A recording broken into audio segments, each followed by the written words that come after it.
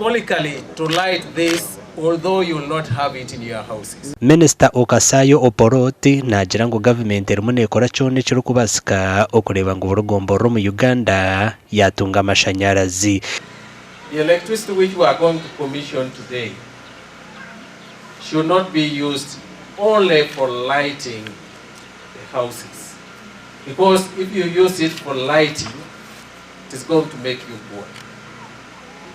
We would want to commission this electricity to cause transformation of this area. Bitono Minister Gamberebi abatora borekero kwerarcera ngo babasobutije aganyirwa mu mashanyarazi aga ahabwe imihendo yahigure yo gatasi mu makagabo. Amashanyarazi aga bakatugera ngo n'amashanyarazi ga Gavumenti kandi gayikomu cyangwa bitu tuwayaringe rero nabwanyuma Gavumenti eje twateza amashanyarazi ahabwaje.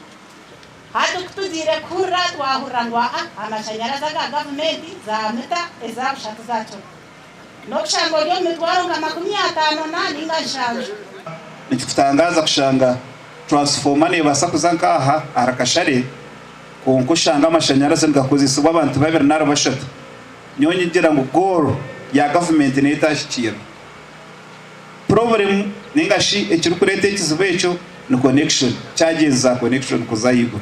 Umunyeshenjero wa Kashara North Basil Bataringaya ashabire minister kubacendereza hasente ezo kutamashanyarazi mu makagabantu. Tunga amashanyarazi go kutekesa kandi habeyinche iturukubasi. Enkwetanga gutenson parliament you bring the bill we discuss it.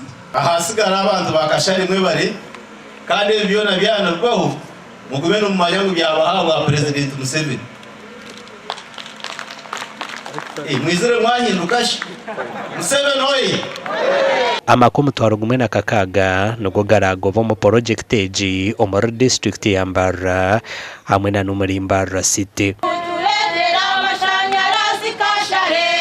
Ahabwa TV West and area Sartuguse.